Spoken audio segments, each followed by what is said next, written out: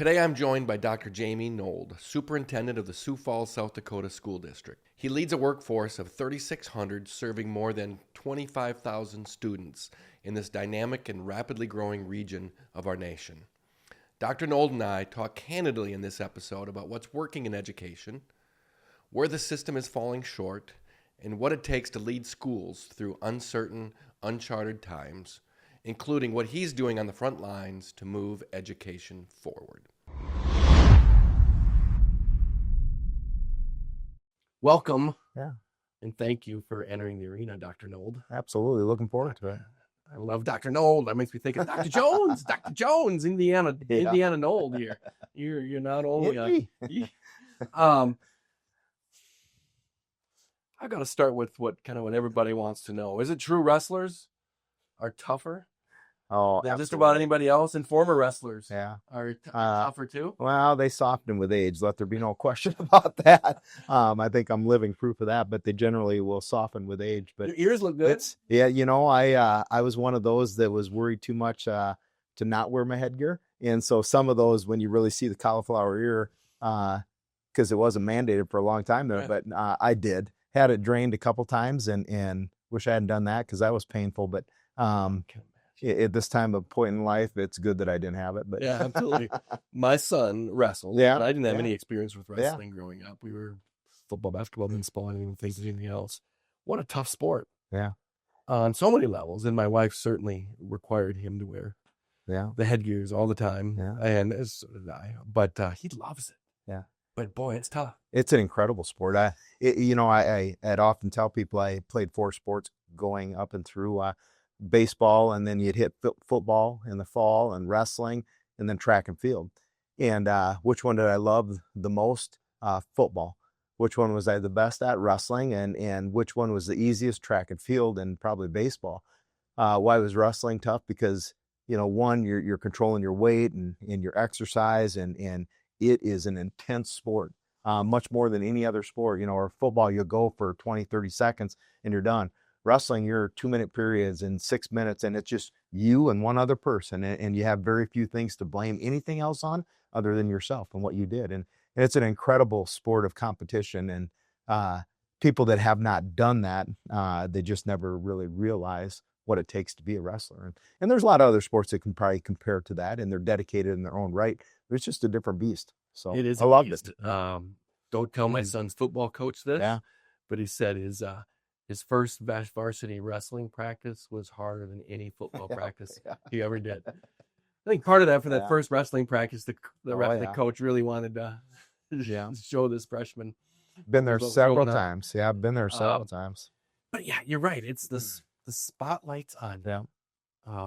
My son wrestled in a tournament, in the state tournament last year, and he was up 11-2. Yeah. And with the wrestler he had beaten once before, towards the end of the second period, and one mistake. Yep, that's all it takes. Boom, on his back, and couldn't do anything. Yeah, couldn't do anything about it. In baseball, you strike out, you get another chance to get up. You make an error, go get the next one. Football, you give up a touchdown, the next one comes. Yeah. Soccer, any of those. Maybe gymnastics. I don't know, what are the other sports where one little mistake? Yeah, there's very few that way, that it's just a sudden death per se. If you get pinned and you just get caught, and some of the best wrestlers that are there will get caught at times, but it teaches you so much about yourself. And even if you're good at the sport or you're not good at the sport, it still teaches you so much about yourself, the self-discipline that it takes to be in there, and just the fortitude of going against another person and knowing that person beat you or you beat them. There's a lot that can come out of that, or a lot of life lessons that you just learn as you go through the sport of wrestling that I will tell you that stick with me today. And it's really some of those things that I truly value. So it was a great experience. A lot of friendships too, incredible friendships, because you're battling against one other person. And when you're done with that, you're still a human being and an athlete, and they're a competitor and an athlete, and you build some of those relationships. Yeah. So it's fun. No data to support this, but anecdotal. Talked to a lot of folks, and I'm not a wrestling guy, so my bias is the other side. Yeah. But doctors, surgeons, I talked to a number of surgeons. They say you'll be shocked how many surgeons that we have a wrestling background. I don't remember. There was a March Madness basketball advertisement years and years ago, and it it showcased all the student athletes and what they were doing post athletic career. Yeah. CEO here, executive VP there, head football coach here. What they didn't show, but they could also show, is that NCAA wrestling experience can launch you to school superintendent of a large, mid-sized city in America. And here you are. You've had quite a path from college where we got to know each other. Yep. It's certainly, hopefully I've said it before, how much I appreciate it. You're a little older than I am. Yeah. But you and Osley and Palmer and Partridge, you kind of picked me up, and you were a bit of a role model for a young 18-year-old freshman that didn't know anything. And the gratitude, there's a lot of funds there. So thank you for that. But what an adventure you've had that's taken you to this spot. Yeah. And, every step you have in that process is kind of built upon what you've experienced before that. And you kind of just, you go through life, and those experiences make up who you are. And the group of friends that I had in college, or the group of friends I had in high school, they're all a big part of that. There's very few regrets ever, because everything you do, you learn something from. And I grew up on a farming community, and we had a hog farm. And I knew that I did not want to be a hog farmer. I learned that quite early, the smell in and of itself, but the work that was entailed in it was good, honest work, but it's not what I wanted to do for the rest of my life. And so that's why you get yourself to college, and you do well in high school. But there's so many things in the college setting that I often tell kids that you can't afford not to go to something, post high school. And in and of myself, we didn't have the means to be able to do that, monetarily speaking. Worked a couple jobs as I went through college, all the way through, worked a couple jobs, wrestled, and completed my academics. And people just don't always understand the value of earning that education, working hard. I did not want to give up on the sports aspect, because that was a big part of life, and I loved competition. And when you do those things, you can set yourself, to be almost anything you want to be, and do anything you want to be. It's just kind of a mindset that you have that, and that's part of what goes with wrestling too, is you're one-on-one, and there's nobody else to blame it on. You got to set your goals where you want them, and you compete. And the same thing in the job world, the career world, you go and you compete, and you try to achieve what you can achieve. So a lot of great memories, and a lot of people that contributed to that. And I have a lot of individuals to thank when I see them over and over. I saw one of my old football coaches this last weekend. It's been 30 years since I've seen him. And just the memories of that. But I told him, thank you for what you've done for me, and greatly appreciated it. So, yeah. You mentioned you grew up on a farm, hog farm. Not as many family farms in America like there used to be. Yeah. What was that culture like? What was you and your family and extended family, and in the life lessons learned on a farm? I had an incredible family. My parents were awesome. We didn't have much money, things like that, but they were incredible parents, and a very loving home, a Christian home. But I will say also that they had free labor in us kids. So you keep having kids so there was 5 of us siblings, and we went through, and it was a family farm, and all of us were assigned to work on the family farm. And so you go through there, and you help to raise the hogs and feed the hogs in the morning. It's not as bad as a dairy farm. I won't say that. Dairy farm, our neighbor had a difficult health spill there, where he just wasn't able to run his dairy farm. So my dad volunteered me to go over and help. That every morning, every morning, every night, 7 days a week. And so it wasn't as bad as that, but we learned so much on that farm. My dad did not get a skid loader until I left home and went off to college, and then he felt he needed somebody to replace me. So I kind of felt good that that's what it took to replace me. But it was an incredible experience, because he's taught you so much about hard work.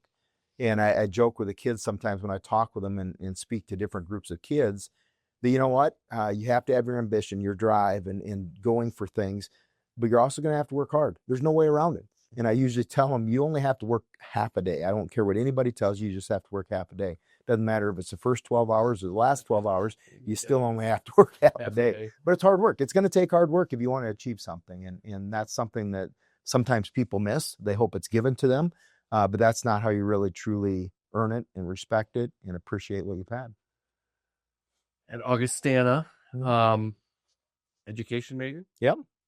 And went straight into education? Went straight into being a teacher. So family farm, popular student athlete at And then what was it about education in Yeah. that field that motivated, inspired you to go in that direction? The individual that I mentioned earlier, the coach, Randy Jones, he had inspired me to go into education. Tom Bass, another person that had inspired me to go into education. John Peterson, another person that did. All individuals that were male adults in the school setting that I was at in Chester High School. And they all kind of just give you a little bit of a glimpse of what that can look like and how you can fit into that and how it really would fit your skill set of what you do and how you relate to people. And so that motivated me to go into teaching, and I decided to go into math. And so went right out of Augustana up to Watertown for 3 years and coached up there and taught math, and then moved down to Sioux Falls here for the last 30 years as a teacher, starting out as that teacher and coach, and loved it. And so people come up to me now and sometimes they go, "Hey, coach," and it helps me to kind of figure out what period of life I met them at, because if they remember me as a principal, it's, "Hey, Mr. Nold." They remember me as a superintendent, it's Dr. Nold. If it's as a coach, when I was coaching and teaching, it's usually, "Hey, coach." And I love that. That's a great honor to be called a coach and to have that type of an impact. And even in coaching wrestling, there's kids that I got to know on such a personal basis, a very professional but personal basis, just because you're working with them every single day and you build those bonds. And those are memories that nobody can take away from you once you build those, and you just know the impact that you have on kids. So I love that. Teaching was incredible, a gift to me that I had and taught for 9 years, and then coaching. Great things that you see from it. The transition from teaching, coaching on the front lines as a doer, Yeah. in a sense, Yeah. to then wanting to get into management administration. What triggered that evolution in your mind? Went to the dark side. Yeah. There was never a set desire when I started to be in administration. It just wasn't. It just because I loved coaching and I loved teaching, and some of the fondest memories I have were of those two areas. And in the classroom, there are kids that I still remember. And you can have so much fun with kids, and that's the biggest part of teaching, is building relationships. And if you can build a relationship with them, you can teach them anything. And you can go through, because they'll work hard and they'll try hard.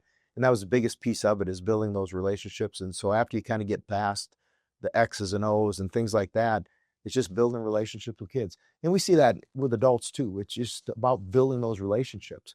But I kept continually finding myself into leadership roles, even in that. And so was asked to do several things at the schools I was at as far as leadership roles, and working with the, accreditation team and some of the improvement teams. And so eventually it just helped to see a natural path into that assistant principal role. And that was my first step into it, Lincoln High School, as assistant principal. And I was there for 5 years. And once I had completed some things there and an opening came at Washington High School for a head principal job, I'd applied for that because that's where I started teaching when I moved to Sioux Falls, was at Washington High School. And so moved back over there as a head principal and served in that capacity for 10 years. And so I loved it. The hard part, you give up some of those relationships with the kids, and that you do miss, but you also realize in the administrative role that you're helping and training more and more teachers to have those same impacts on kids. And you can still do that from an administrative role. You just got to make sure you stay in those classrooms and stay connected to the kids, and make sure that you're training up teachers and holding those expectations and providing programming that'll appeal to those kids. Yeah, I as you were saying it there, I was making a comparison to the military life, where you have non-commissioned officers who are on the front lines, individual training with the soldiers to go out and fight and do the mission. And you've got your officers, more about training and collective tasks and resourcing and vision and strategy.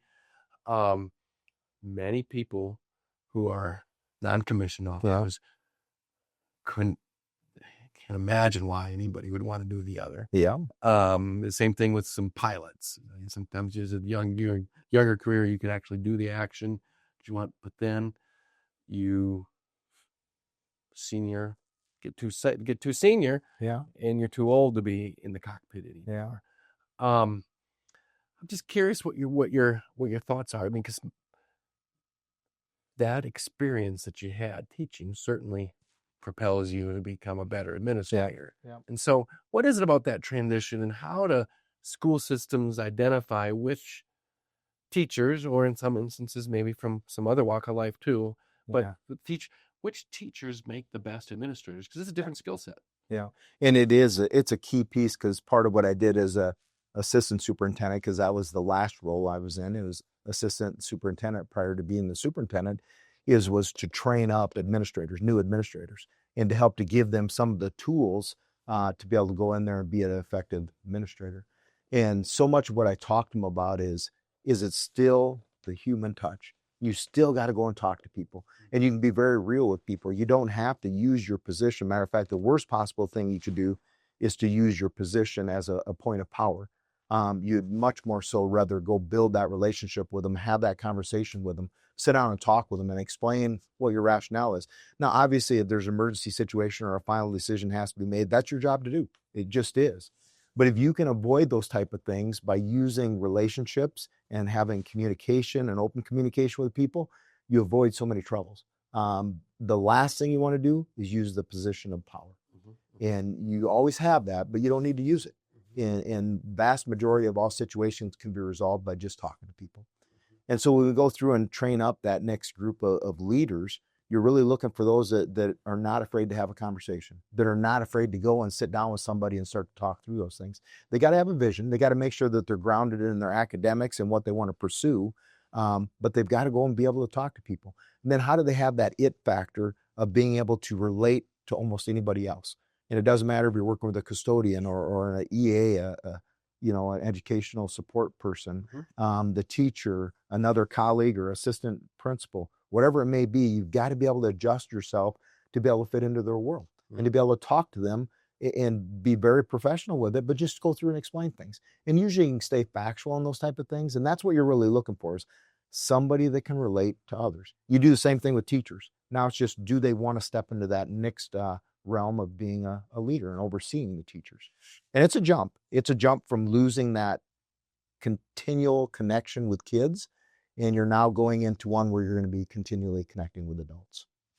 How about the administrators that are at the individual schools and the work they're doing versus now at the superintendent level? Yeah. So maybe the question is also just explain a bit. What is the role? What is the scope of duties of a superintendent? Yeah. As an assistant superintendent, it was anything the superintendent didn't want to do. And that was kind of like an assistant principal. Yeah. And so there's some of those things like that, but that's saying it in a nonchalant way. But the assistant superintendent truly would make sure they could do things to take it off the plate of the superintendent. And so as a superintendent, now you need to step into that role of leading the district and making sure that you have that vision for the district and what are the most important things that will impact the district.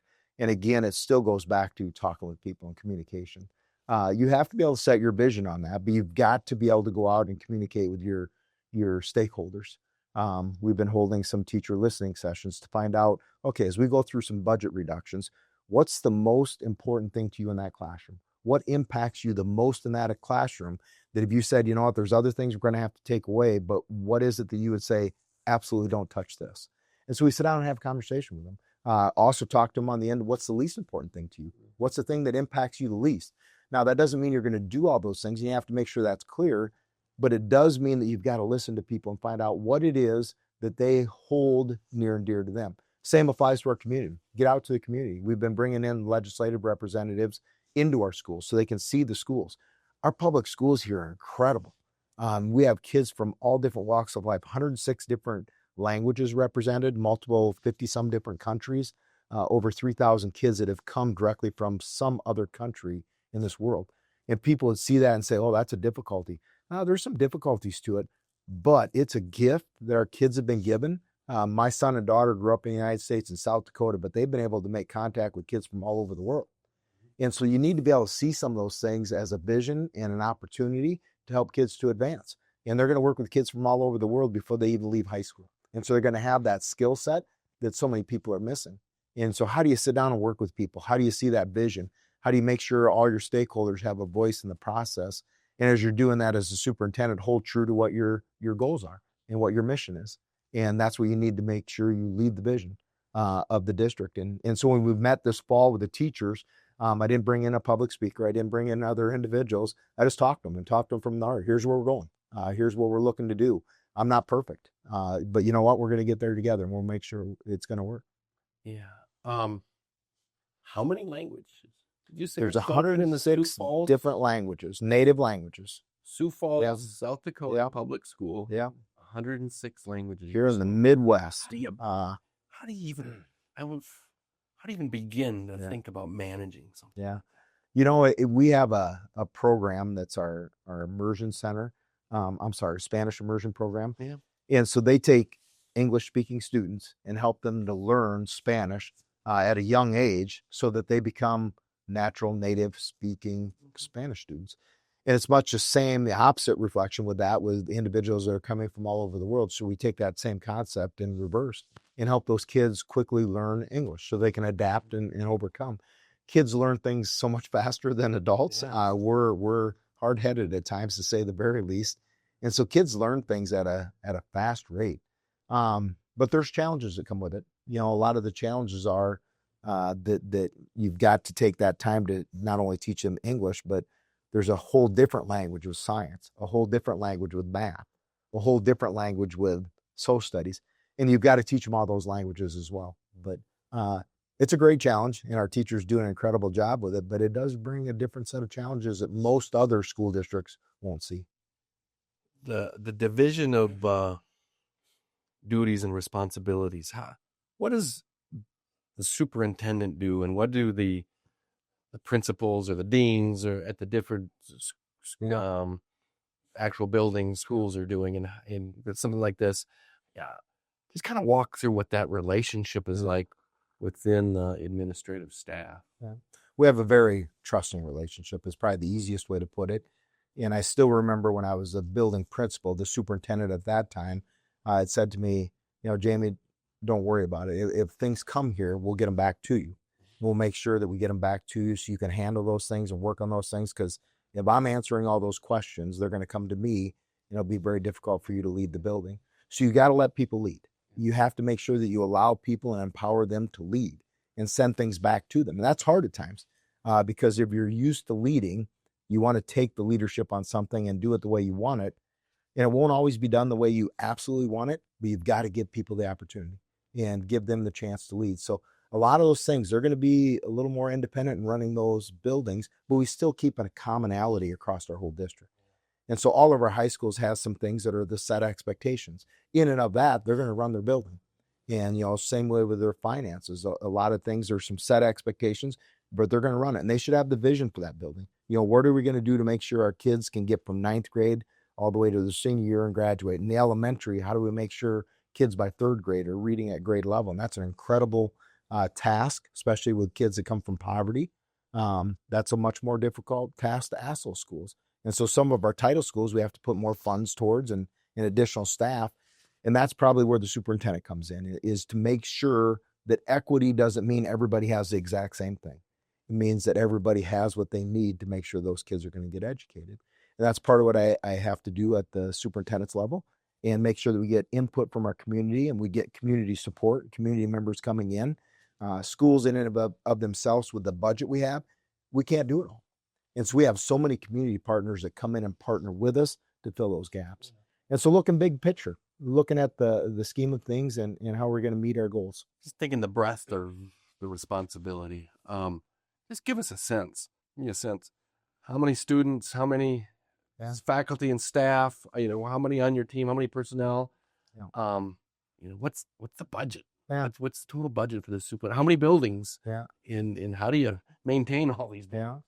Yeah. And you don't do it alone. It's a team approach. But we have just over 24,000 students. And so, just over 24,000. If we count our preschool programming that we have, we're going to be just over 25,000. And so a good number of students, and that takes 3,600 staff. So our support staff, our teaching staff, custodians, bus drivers, that whole group is going to be about 3,600 individuals. Our teaching staff is going to be just over 1,900. And, you know, that's going to be our pre-K through our seniors. Now, there's even individuals that stay with us till they're 21 if they're receiving some special education services and things like that. And so it's a wide breadth of buildings. We have 24 now elementary buildings, 6 traditional middle schools, and then 1 alternative middle school, and 4 traditional high schools, each of them having somewhere between 1,750 to 1,950 students. So 4 traditional high schools and then 1 alternative high school. And then we have another program, our career and technical education program, which I think is one of our most incredible buildings. And our high school students can go out there and take 2-hour blocks of class and do hands-on learning. And there are so many different programs out there, from health careers, nursing. We have some of the best mannequins in the state that they can practice on and be able to do things with. We have large animal. So in the city of Sioux Falls, we're going to have a horse, a cow, and that'll open up this next fall. Auto body, welding. They build 2 full houses out there each year, and one goes for Habitat for Humanity, and the other one they auction off to be able to make the proceeds. Full culinary arts. But that facility out there, some pre-engineering classes, audio-visual, that facility, I enroll. that's an incredible thing. Yeah, it is. It's just, it's a build, and that's what you got to have for kids, because we'll lose too many kids if we don't have those type of opportunities for them. And so we have to continue to look for those things and see what we can do to make sure our kids have the opportunities they can have. So how many students are taking advantage of that? We have buses that'll go from every high school and take kids out to the CT Academy. And so there's 500 and some kids that will take advantage of that for at least a 2-hour block. Some of them will be out there multiple hours, multiple blocks. And, and that's a beacon for us. I think it's an incredible program.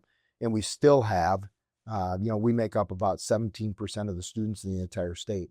But yet, for the AP courses that are taken in our state, about 55% of those are taken in the Sioux Falls School District. And dual credit courses, we have a large number that take dual credit courses. So we still have all our college bound and those type of courseworks. But we've got we need those type of facilities of the CTE programming. Where we fall short is our middle school. We don't have that there yet. We're losing some of those kids in middle school. We've got to get those. So you have to be a freshman? Yeah, you do. 9 through 12. Yep. And so when you're in that grade range, you can go out there and we'll see the predominance of our sophomores and juniors going out there. And so if they can get some of the basic credits covered as 9th grade, it frees up a lot of time for them in 10th and 11th grade. Capacity versus demand for that. I mean, is it balanced? Do you still have room? You're going to have to build another academy here? Close. We allow some of the surrounding districts to pick up a few of our extra slots. Okay. And so they purchase some of those slots from us, and they go out there and have kids go as well. So we haven't filled it to the capacity we would like. Okay. And we're going to work on that. We're going to make sure that we get more and more kids out there. And I think part of what will help us in that is we need to get some things figured out at our middle school level. Mm-hmm. And we just built our first Boys and Girls Club onto one of our middle schools. And it may not be a Boys and Girls Club, but we're going to do something like that at 2 more of our middle schools to make sure that we have those programs after school. Well, then we can bus kids to those 3 middle schools and have CTE courses in that part of the building. And so it's going to work out. We just have to have a little bit of a planning, and it may take 5 to 10 years. We're going to get it there and make sure that those kids have those opportunities too. And that'll start to feed them into the high school CTE program. Roughly how many of your graduating seniors go on to college? Yeah.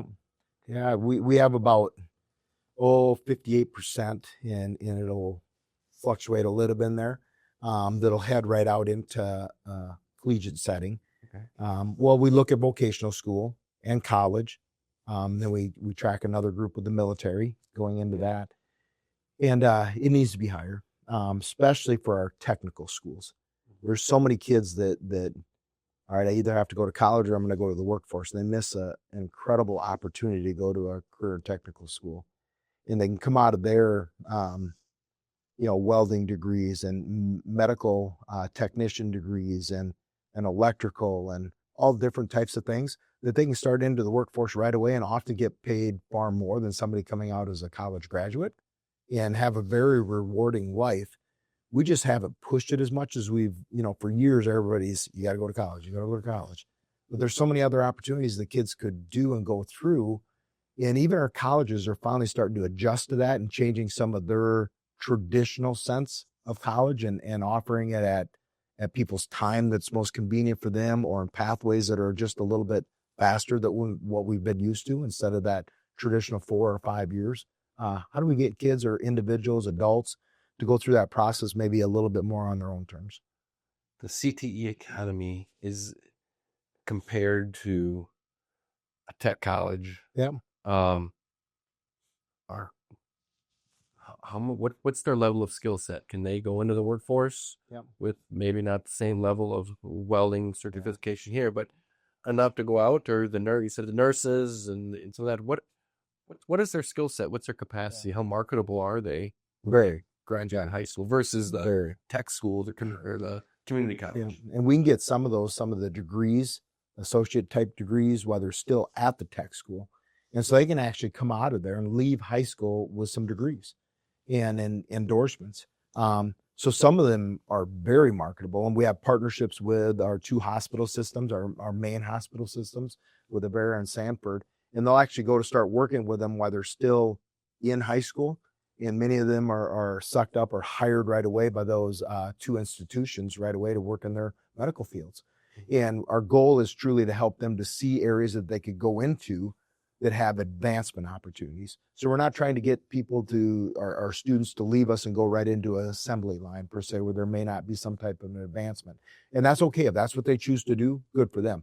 We just don't want to ever hinder them. So we're really trying to help them to see opportunities of places they could go to, where the advancement in that career, in that area, could be really a rewarding opportunity for them. So the health fields are great chances in that. Welders, we have a lot of individuals that'll go through our welding program and come out and get right into jobs, or they may go to the tech school for a year and go to work then for some individual groups. They're starting out making some pretty good cash. More than a college graduate. More, but a significant. Yeah. So some of those are pretty cool opportunities that they have, but we have lots of individuals, businesses that'll partner with us at the CTE because they know they have the opportunity then to hire those kids. And obviously the college track worked for you, worked for Ann, works for many, especially if you know what you're going to do and you're going to focus on something and get the value and get that return on that investment, not just the cost, but the opportunity cost of those 4 or 5 years of your life. But that's not the only way. Yep. To find success in this world. Yeah, military, yes. But just going into the workforce and being prepared and how schools giving those skill sets. I center culture still puts a little bit of a stigma on the one versus the other. The achievers go one way and then everybody else goes this way. It's not the reality. It's not where the marketplace is going. And even how people can utilize technology. Yeah. You can learn so much on your own, get certifications, learn online, just self-learning, find a mentor or coach, a life coach type person. Yep. You don't necessarily have to invest in college. You can. Yep. Certainly I don't want to turn it upside down and denigrate people who go to college. That's not my intent. But it's to level that. How can the adults in the room, whether it's parents or whether it's employers or whether it's teachers, administrators within the schools, how can we all do maybe a better job of trying to? Yeah. There was a significant outcry for more and more employees. And we went through that, especially coming right off of COVID or during that time period there. Businesses did not have enough employees. So they were pushing hard to grab some of those individuals, those kids, to bring them out of the high school settings, get them in as entry-level employees. And that in and of itself is okay. There's some of those things there. And we still have that group going on to the collegiate level then, and we're missing that group in between. Mm-hmm. And so there's a lot of those skilled trades that we were starting to miss out on. And that's the group of kids that maybe didn't need to go to college, but yet they were persuaded to. So there's a group in there, and these individuals that were right into a workforce to start to work at a job, who could have gone on to get some type of a degree, spend another year or two, and they would have had some type of a degree that would have developed them so much further along for their life, especially their career. And so we had to start doing a better job of making sure kids knew, here's the opportunities. Here's what you can do if you go to a technical school. So we're taking our 8th graders and making sure that they get on these campuses to see these things. We get them to college campuses. We get them to technical school campuses. We get them over to our CTE program so they can see some of the opportunities there. But you can tell people about it all you want. If they don't see it and they don't experience it in some way, they're not going to probably do it. And so it's good that there's a group that want to go to college and there's a pathway for them. It's great that a group wants to go to the military or the workforce, but we've got to do a better job of making sure this individuals that could have benefited greatly by a career in a technical type field, that they get there as well. And there's a lot of those, or probably more of those that are available in the workforce than there are the other two extremes. And so we're going to push to make sure that we get kids associated with the CTE, make sure they're familiar with some of these jobs that are out there, job shadows, and that way they can at least make a choice on their own, and it's a well-informed choice. And so we're going to continue to push that part. We've at one of the schools started to pilot this year some college and career access counselors, and they're working with the kids just to make sure that they know what the opportunities are and to help them to see that tech school is a great chance at a very fulfilling career. College is too, if that's what your calling is, and in the workforce, if that's what you decide, good for you. Yeah, I'm just thinking for whether it's 11, 12-year-olds or 16, 17, 18-year-olds who are struggling with focus, struggling with home life behavior, anything that's happening, in addition to offering and providing a pathway to a sale and employment, in knowing where the marketplace is going, I think it's also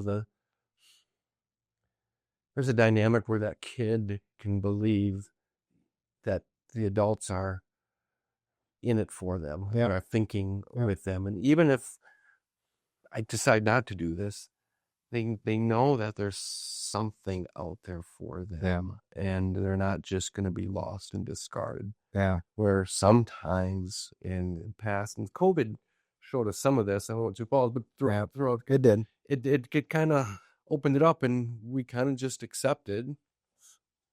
Yeah. We're going to push people through the system. We're going to graduate them. We're going to accept some unsatisfactory learning that happened during COVID, because, we were all figuring it out. It's not to cast blame, but just to understand that there were some kids that were kind of lost through that. And then we pass them on and graduate them and expect them to find success. And so I love the innovation and the agility of trying to make some of these things work. And you said some of that, you have to make decisions and move, and then be smart enough. Okay, we're going to move left, move right once we're on the battlefield doing something. And so I appreciate it. You're in your first year. Yep. It's a lot. How do you prepare yourself? Yeah. For this? I've been in this district for 32 years now, starting 33. So you're not that old. Nah, no, I don't feel that old. But it helped me in and of that to know. Now, if I'd moved to a different location, so be it. It'd be a little different circumstances, but you still have those life experiences. And so, but you're the man. I mean, it's hard now. It's given me the gift of being here. Yeah. And that was a great thing with the public comment, with the school board reached out to the public and said, tell us what you'd like to see in the next superintendent. Who would you like to be the next superintendent? And that was very fulfilling, humbling, to say the very least, and the feedback on that. And now I have the obligation to make sure I fulfill that and the expectations of that. And it's been great. It's been, once I started to think about that as a building principal, when the opportunity came forward to me with the current superintendent, Dr. Meyer, of coming up to be an assistant superintendent, that's the point where I had to decide, do I wish to get to that next level of things in school leadership? Do I wish to stay at the building level? And both would have been very rewarding, but I decided to make that next step, and I have greatly appreciated it. There's a lot of different responsibilities, and you now have, the 25,000 students and the 1,900 staffs and the hundreds of families. But we have a team. Nobody does it alone. Nobody does anything alone. And so it's a great team of individuals, from communications to budget to planning. A great group of individuals to work with. So I've appreciated that. And I agree with you. I mean, there's a group of kids that we have to continue to focus on, that we lose. And we still lose kids. We have all these programs. We're still losing some of those kids. And we need to make sure that we develop what it is that will help those kids. And a lot of times we're going to see it in some of the dysfunctionality of a family and poverty. And so how do we help them? We can't necessarily take people out of poverty, but how do we help them to make sure that they succeed? And education is a big part of that. And I believe that to be true. The art of leadership. Teacher on the front line, a coach on the front line, gets now 20 years in administration. But you're a senior leader responsible for a lot. How do you prepare and develop your leadership? And then kind of with your philosophy, what's the culture that you want to develop and foster? And how do you navigate that using your leadership? You have to make sure that you have what are your goals and what is it that you hold dear and true to? There's my faith that I hold to.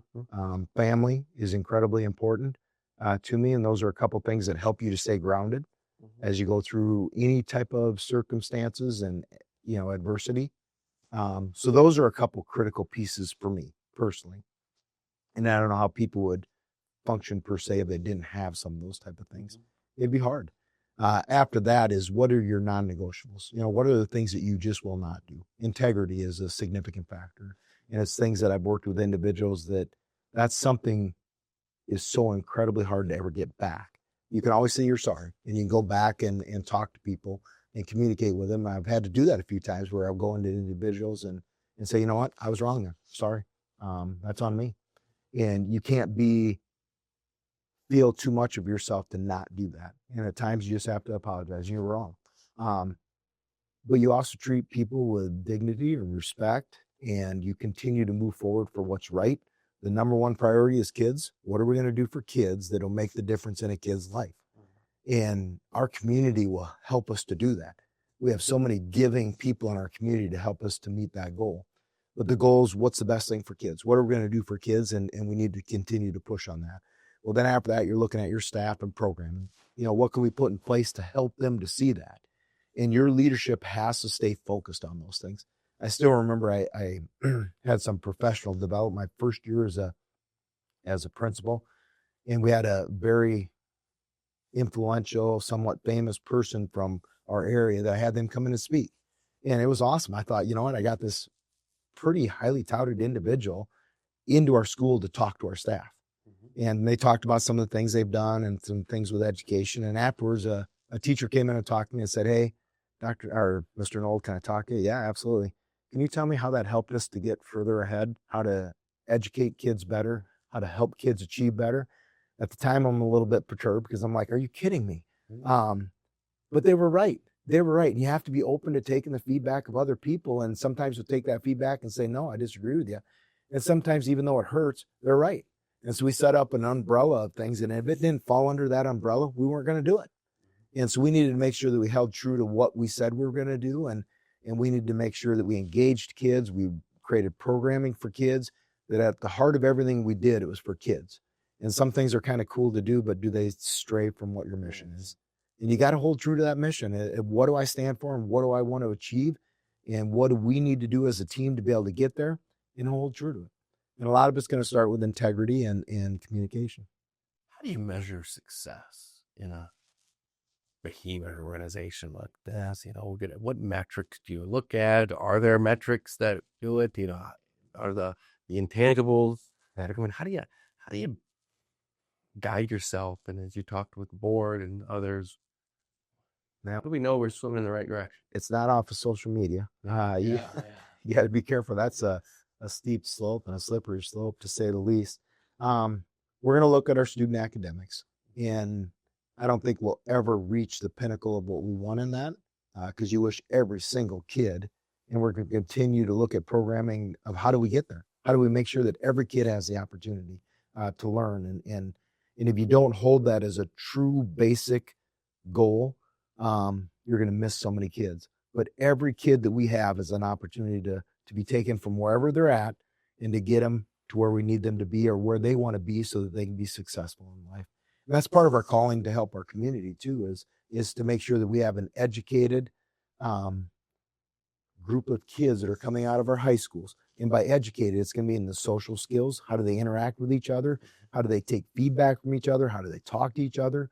Our kids are really good about that. Our adults aren't so great about it, but our kids truly are. They're great about accepting each other. And it doesn't mean you have to accept everything they're saying, but you know how to disagree.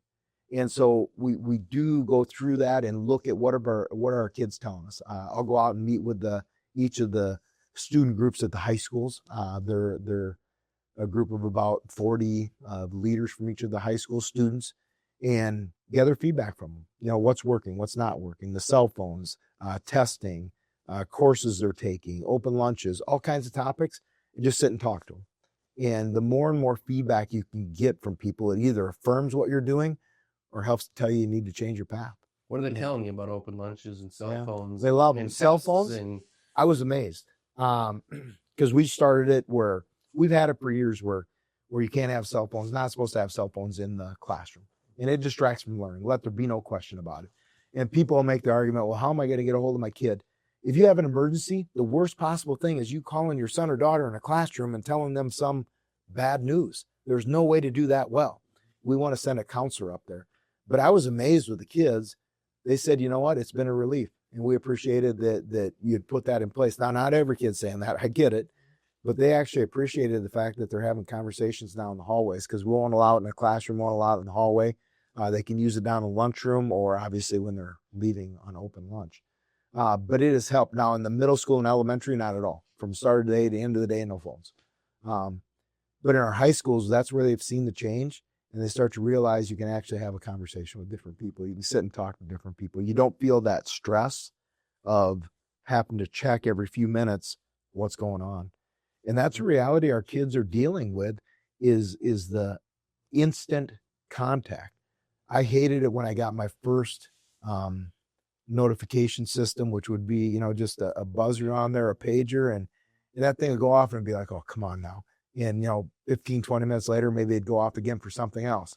Well, then you started to get phones, and that was the end of not being able to be isolated away from things. Our kids will come to school and they should be able to interact with other kids, talk with other kids.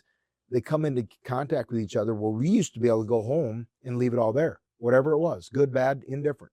Because you go home to your family and you'd have that interaction. These kids can never get away from it. Social media is with them 24/7 if they want it to be. Where we could get away from it and go home, we didn't have that type of a beast of a burden to carry. So our kids had said, it's been a good thing. It's been a good thing that they've not had to worry about that during the school day. We'll still see some kids that'll sneak in and get it, but overall, it's been great. There's a dynamic there that you hit on, was the kids can't get away from it. Yep. Sometimes I come at it with my own kids and others that I run into, and even myself. Just my responsibility. Just put it down, run away. But there's another way to look at it is there's a developer, there's an app out there that's trying to get into our kids' life. Yep. It's again, they are very smart. They put billions of dollars into try to get our kids' attention and keep it on their platform.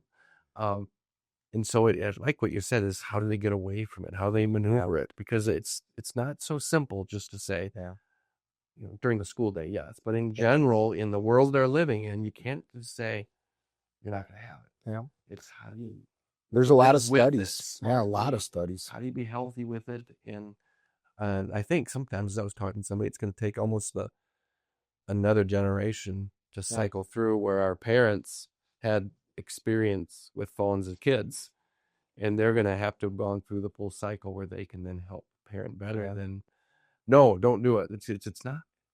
And come to understand, it's not so black and white. Yeah. It can be for third grader. Yeah. But it's not for us, because that's where the world is today. We can like it or like this, but it's where they are. And it's hard to convince a parent that you are the parent. You're not the best friend. You can have a great relationship with your son or daughter, but you're still the parent. And convince a parent that that is not their phone. That's your phone. Yeah. And if you're saying no, it's no. That bedroom is your bedroom. And if you need to go in and check or have conversations in there, or the door's open, but you set the rules. And our parents sometimes have given up some of those opportunities. And I say opportunities because they're learning opportunities for kids. Is what's the expectation as an adult compared to a child? And why do we do some of those things? And to make sure that they learn what's appropriate social interactions, what's appropriate things to be able to put stuff away that could manipulate you or control part of your life. And so we work with parents too, of how do you take control back on some of those things? And you're probably right. It's going to take a group of parents, kids that now become parents and have gone through that cycle to see that there's some drawbacks and some goods, and how do you make sure you manage that? You know, AI can be an incredible teaching tool. It can be a great gift to a kid that may be struggling, and we need to make sure we use it in the right way. And it's not going away. I used to fret about that with the graphing calculators. I was a math teacher. So you have the Texas Instrument calculators. Well, they can do too much. And math teachers are all up in arms. It's like, well, we just got to change the way we're teaching. We got to make sure that they can use the technology, but use it in the right way. And so people adapt. It'll self-adjust through some time, but it may take a few years to be able to do that. Yeah, and it's explaining the why and the danger and the risks. Because our kids are smart. Yeah, they're gonna get it. They can see it. And what's resonated with some, is when you see how much they're being manipulated. Nobody wants to be manipulated. Yeah. So that's just shifting for a sec.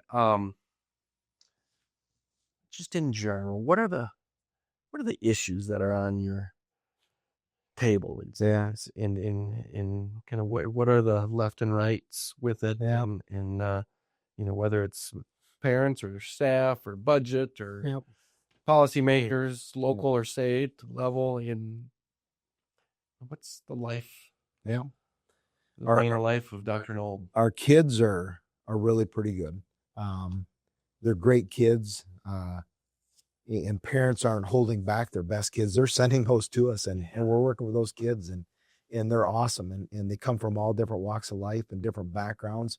So what's some of the harder parts of that is our kids do a great job. Sometimes our adults with the political sense of things, that's a significant hurdle we get over sometimes is the politics that come into stuff. Because if we just were able to sit back and educate, that we do very well. We need to improve on areas, no question, and we're continually looking where we can be better and better and better. But the politics are difficult. Everybody has an idea because everybody went to school, and so a lot of people have an idea of how it should be done. But our teachers do a great job, and we train them up. And you start to get into the politics of what should be taught, when should be taught, and we try to stay very neutral in our schools that way. Where we're definitely going to teach kids how to think. And how do you go through that process of thinking, rational thinking? Reading is the greatest gift you can give to an individual, you know, to make sure that they can read and read with a sense of analysis, so they can go through and take that information and figure out, what does it mean? What does it mean to me? How do I apply it? What's information that is good information, bad information? So there's a lot of skills that we're teaching them when you talk about the math and the sciences, but you have to deal with and keep some of those noise factors out of the classroom and out of the schools. And that's part of what our leadership team is built to do, is to make sure we're doing the best thing for kids. And some of the politics that get involved and some of those things, we try to make sure that our families, our kids don't have to deal with that. We'll take care of those things. Poverty is a big issue, and it's real. People talk about different ethnic groups that maybe don't perform as well. I still argue that you look across the board, it's poverty. It's not based on ethnicity, it's based on poverty. And families that have more means to give things to their kids, to be able to read at a younger age, to work with them at a younger age, to have some of the means and opportunities to play some of these traveling sports. Some of these traveling sports are ridiculous cost and just out there. So we really work hard to make sure we take away some of those barriers and to give kids the opportunities that they need. Early childhood is a big part of it too. You know, can we get kids some of those skills at a young age? And so those are some of the things we work at a bigger level, a larger level at the superintendent's level to make sure kids have a level playing field. How's the pipeline for incoming teachers? Is there a sufficient supply of teachers coming into the profession? What's the morale like? Yeah, And do we have the right, as we continue to develop and evolve of what our kids need? Yeah. How is the teaching profession developing and evolving to meet that need? And they're humans too, so you have to take care of your staff. Absolutely. I would tell you that years ago, and you go back 10, 15, 20 years ago, the supply of teachers was really strong. And there's a lot of individuals going into the profession of teaching. That's changed over the years. It's definitely changed over the years. And people will see, monetarily, they can make more money in different areas. I still argue that teaching is such an incredibly rewarding profession. And so we do have fewer applicants for so many more of our jobs now. I will say it was better this year. This is one of the first years by the start of the school day, we had every position filled, teaching position. Some of those were not fully certified staff. They were working to complete their degree, and we gave them some time to be able to do that. But we've had to be innovative. We've had some partnerships with some of our colleges to say, all right, we have individuals that have degrees, but it's not a teaching degree. How do we get them a master's then to become a certified teacher? And we took a group of 33 individuals in a cohort to become certified special education teachers. And they worked with us to be able to do that in a summer, a school year in a summer.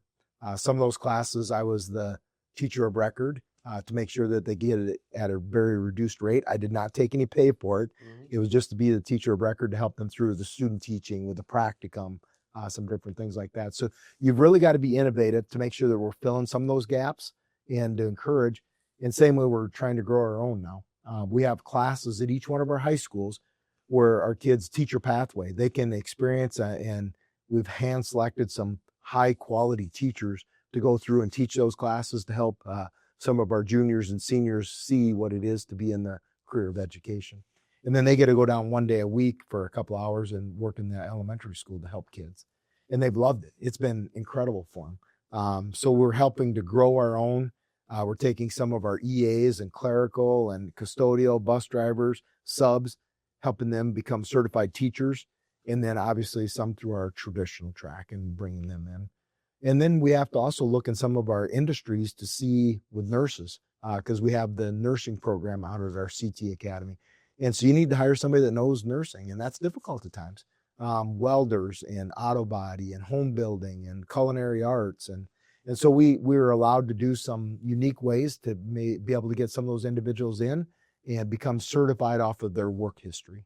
And I wish we could do it even more than we are. We still require them to go back and take some classes. I wish we didn't need to do that or minimalize that as best we possibly can. So you've got to be innovative. Is that the future? Is that part of the future? I think it definitely is. There's going to be more and more people who've been in the workforce, been in the military, done something else, and now they want to have a season of teaching, whether it's 4 years or 10 years, 20 more years. Absolutely. That we're going to have to be unconventional. Because you see some of those individuals, they've been in a career maybe 25 years, and it's typical in that career to retire at that age. Military could be one of them, or law enforcement. And we're helping some of those individuals to get back into then a career of education. And so, we're going to have to look at unique ways to help to get them certified. And you're still looking at the skill set they have. What's the obstacle with the certification? Getting both our colleges and our legislature and those rules and regulations, getting beyond some of those and making sure we take out some of those barriers. Because much like yourself, if you've experienced law in the military, you know it well. And you can probably come in and teach government with background experience. You can come in and teach some of the world affairs and geography. You can come in and teach some of those, and you'll actually have the experiences of all the travel and the background knowledge. And you can give that to the kids where maybe somebody else cannot, that has gone through the traditional sense. Now, I'm not trying to diminish them, but life experience is valuable. And so you have a welder. They can do it. Welcome everybody. Absolutely. So we're going to have to pull from a lot of different areas to make sure we keep the classrooms filled. I still would say that, technology can be provided as a support you still need that human touch a lot of times. And, kids can take some of their classwork online. And we have high school students that take classwork online, and then they have part of it that's a classroom setting. And there's a lot of things that still take that human touch to make sure we help kids learn and be prepared for the next step in life. Sioux Falls, South Dakota. People around the country think of it as the stereotype gives it. What would be most surprising to people who aren't from this area about the district that you're employed by? I will say that first, our city, most people don't know about Sioux Falls. It's one of the fastest growing cities in the nation. Just continues to grow by great leaps and bounds in good industry, banking, health. We have two large health systems, with the Bavarian and Sanford. And so there's a lot of incredible opportunities here. We just continue to grow. And so our community leaders have looked to the future to make sure that they continue down those paths, to have those opportunities for people to move here. And our community is a reflection on our schools, and the schools a reflection on our community. We need to make sure that we continue to produce kids that can be a benefit to our community and our society. And so we do that. We work hand in hand. And so I think the Sioux Falls School District has benefited from that vision of our city. And we have a lot of different groups within our community. You talk about mental health with kids. We have some 3 or 4 different entities that provide counselors to our schools to help kids, that if kids need some help, and some of our teams within our schools, teachers and administrators will identify a kid that may need some help. And there's almost 60 now counselors that we don't pay for, Sioux Falls School District doesn't pay for. They come in and do counseling with kids. Obviously, a parent signs off on that and parental consent. They come in and help kids. And that's a significant real thing, is mental health. But we have some of those services provided right there, and we don't pay for it. It's part of our community. And they come in and help out. There's so many other stories like that where individuals are coming in and helping and filling that gap. And that's a critical piece, and that's part of our community. And that's something you just don't see in so many places. That's great to see. It's communication and the offer and acceptance of support. It's 2 ways. Absolutely. And you have to have a community, a business climate of wanting to give back and find ways to, even for their own benefit, to have a workforce that's skilled, that they come in. But it's just because they want to be strong supporters of the community. But you also need to have a school system that is open to that, which can be challenging sometimes, because you kind of referenced before, there's everybody that went through school has an opinion that all schools should be run.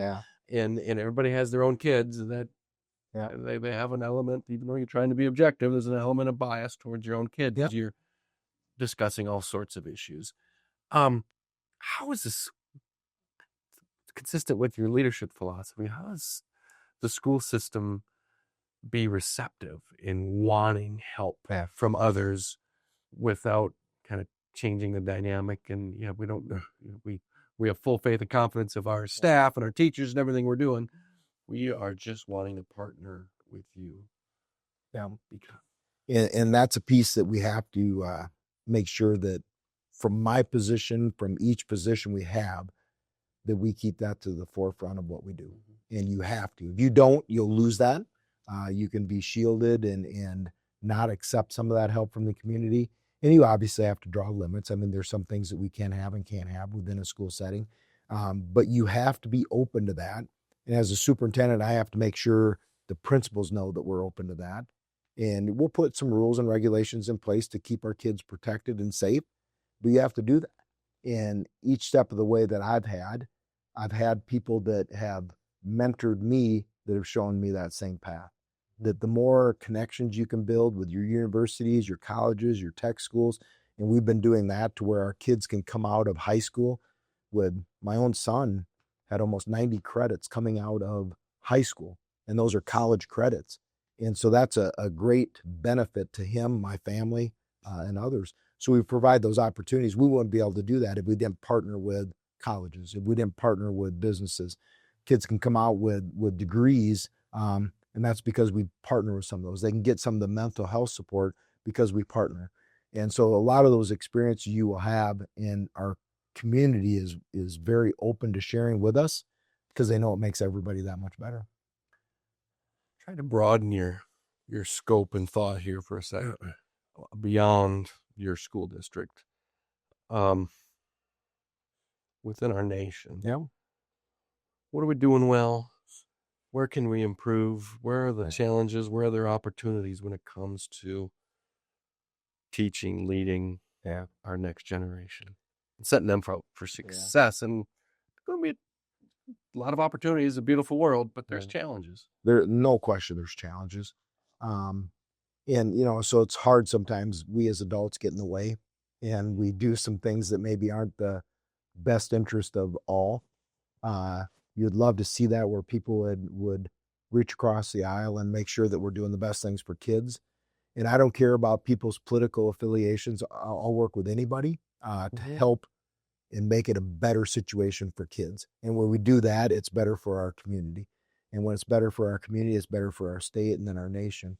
And so some of the things that we got to get over is staying so tunnel visioned and so specific in what we want and don't want, and making sure that we work with other people, because there is going to be some good common ground. And there's been good common ground for a lot of years. And our kids do that really well. Adults, we don't always do that so great. And so there's going to be some of those things that are going to impact our kids if we don't start to pay attention to them and take care of them. And we have an obligation as adults to make sure we care for our kids. But we also have an obligation to help them to learn. And a little bit of adversity for a kid is not a bad thing. They're going to learn from that. And so we can't protect them from everything. We're going to have to make sure that they experience things, talk with them. It's so much more beneficial for a parent to be able to sit down and talk with their child and have those conversations and benefit that way than it is to shield them. And so we've got to work together on those things. We've got to make partnerships. I don't care what your political affiliation is. What's the best thing for kids? And we can agree on certain things that we won't do to keep it out of there, to keep it neutral. But what are the things we can do and make sure that we provide that for our kids? And we'll have a great workforce and a great nation if we continue to do that. Yeah. My words, not your words here, but our adults can do better. They can. We really can. We really can do better. Yeah. On a lot of fronts. But it first takes the self-awareness and the desire to learn and not tell with some of that. So I appreciate all that. And certainly with, we become so tribal in a way too. Yeah. Where it's my team, your team, and everything gets painted in the lens of politics, and it's not benefiting the kids. And when you as even my own kids went to school with kids from all different countries. Like I said, we have over 3,000 students that are considered to be English language learners. So they've come from other countries. And there's still more than that did, but they're no longer classified as that EL classification. So they've gone to school with kids from all over the world. It isn't that they have to believe every single thing that someone else does. That's okay. But it's good to have that conversation to learn from each other. And then you can start to make some of your determinations of what's best for you. And so we just have that openness and communication and work through that. And we can agree on some of the things, and that's great. We just need to make sure that we figure out what's best for kids and do that. Yeah, that's great for. Those are good. Like you said, it's a dual benefit. Yeah, bring kids in from across the world. When you're a welcoming community, it certainly benefits the kids, but it also benefits the hosts. Yeah, welcoming them in. What gives you hope in this world? What are your thoughts on the Gen Z, Gen Alpha, in our kids? That's what gives me hope. We have incredible kids. People make the comment sometime, are you worried about our youth? Are you worried about our future? Oh, no. I'm absolutely not. I'm worried a little more about our current than I am our future. Our kids are incredible, and they're learning more at such a younger age. Some of the math classes that I took when I was in school, they're learning those things at a much younger age than we ever did. And so they're learning so much more. They're learning how to work together in great ways. And then they're doing so much more for our community. And so many of our kids are heavily involved and invested in other people. Our future is bright. So what gives me the greatest hope? It's our kids. They're our future, and there's an incredibly bright future ahead of us with a lot of our kids. And so I'm excited to see what so many of them will do. Are there barriers? Yep, we're going to have to work through those. But they're an incredible group of individuals. There was one policy lever that you could be a benevolent dictator for a second. And everybody, if you could have the influence there, what would be one policy lever do you think that would have the most impact? Yep. Preschool for all kids. Preschool for every single kid. And I think education is the great equalizer. I knew in the family I grew up, loving parents, great siblings. And I knew, though, that education was a way out of, per se, poverty. And you had so many more opportunities. Where right now, you can talk to any kindergarten teacher and say, can you tell who's been in some type of a formalized preschool program and who hasn't? They can pick it out right away. There's no question they can tell the difference in that, just some of the social skills. And a lot of times you're going to see that with families that live a little more in poverty, that they won't have some of those opportunities. And South Dakota, per se, is one of 6 states that does not have some type of a state-funded preschool program. And so if I could change something for our state, it would be to give that opportunity to kids. And I think it'll benefit us so much more long-term. But that'd be one thing I would change is to have some funding in there for preschool so that kids, especially kids that live in poverty, will have that opportunity. What's one legacy structure that we'd like to just kind of push aside and it's not helping anymore? Everything doesn't fit in today's world. Yeah. Everything does not have to be the traditional sense of what school's been. And we're going to have to come up with different ways to help kids learn in ways that may be years ago to have a graduation rate of 70, 75%, 80% was okay. And we're sitting at about 90% right now in our district. So we'll track them from 9th grade when they enroll with us all the way through graduation. And if they can do that in 4 years, that's our graduation rate. And we're sitting at about 90%. But there's still a group in there. There's a group that will not graduate because they're receiving specialized services until they're 21 and things like that. But there's another group of 5, 6, 7, 8%, and even some of those that graduate that we haven't given them the best education they could have had to help them to see what their future was going to be. So some of the traditional things that we hold on to, we're going to have to let some of those things go. We're going to have to see what is the best way to educate each of the kids and individualize some of that and give some different opportunities. That's a benefit of our school district. With the Sioux Falls School District, we can offer more programming, more opportunities than anybody in this whole region because of our size, economy of size. And so we do offer some specialized programs, our CT Academy, but we also have a Spanish immersion and an Arts Plus school where they will go and utilize art, dance, music, art through most of the day. So we have to make sure we have a parent involvement school in elementary where it's required that parents come in and volunteer time at the school. There's so many different things we have. And then within the schools, the JAG program to help, our American graduates and to get them into jobs and seeing jobs and the vision of a job that they can go into. There's so many things that we can offer. We've got to look at even more and more to help every kid find their niche. Yeah. 10 years from now, your vision implemented, graduating seniors going across the stage. What do you hope the education has given them? Yeah. The jobs that they'll work in probably for many of them don't even exist yet. So the career that they're going to have probably doesn't even exist right now. So they have to have the ability to rationally think and to just think through situations and problems, that problem solving, communication, how do they talk to other people, and what language do you use per se in a business setting compared to a private setting, compared to a, whatever, but just that ability to adapt and overcome, take opportunities, take chances, fail at times, and that's okay. There's nothing wrong with failing. It's more so how you recover from that and what you do in the next steps that will matter. And so we have to teach them to be lifelong learners, to never stop on that track, but how to work with other people, talk with other people, and continue to adapt. What's a lesson you learned, just to kind of close the show, bring it back to wrestling for a second? What's a lesson that you learned from wrestling or from coaching that you rely on a regular basis? Yeah. I'll tell you a story of an individual that, and this is in poor light for myself, but it's part of reality. Wrestling is so much of a competition with another person, and it's a physical battle with another person.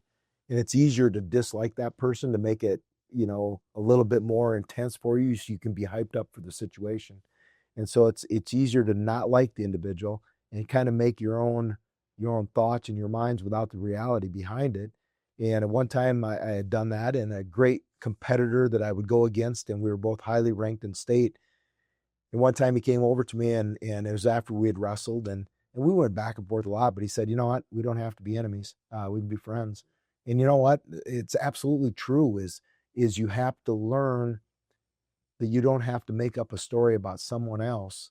You need to get to know them, and you can still be ultra competitive and do things right, but do it in the right way. And so you learn that I don't have to dislike someone. I just need to get to know them. I can still be competitive, but I don't have to do it in a way that discredits or dishonors someone else. And that's a life lesson, is that there's a lot of people out there you believe you may not agree with, but you don't know that till you sit down and talk to them, and they could become good friends or good supporters and really help you. But those are some of the lessons you learn in sports, some of the life lessons that just come right up into your face, and you've got to accept those things and learn from them and grow. And so that was a great lesson. I wish it would have been me going to him, but that's not the way it worked. Yeah. So, yeah. Well, you'll pass it on to Yeah. many hundreds and thousands and tens of thousands of kids and parents and others around here. Yeah. Thank you for entering the arena today, and thank Yeah. you, more importantly, of being in the arena of our education and Yeah. our future. And I appreciate every drop of sweat and stress and lack of sleep Yeah. and everything that you have to go through. Just know that we appreciate and value people like Thank you and we said before, all of us adults need to do a little bit better and step up, and we need to be led too from good leaders like yourself, humble, accountable, and visionary. So It's a rewarding profession, no question. I've been blessed throughout my life, and I think if you treat people right and you do the right thing, and you stay true to those beliefs, life is very rewarding. So yeah, a lot of the career chances I've had have been because of that. I love it. 1, 2, 3, wrestle. All All right. Thank you, Jay. Yeah. Cheers, man.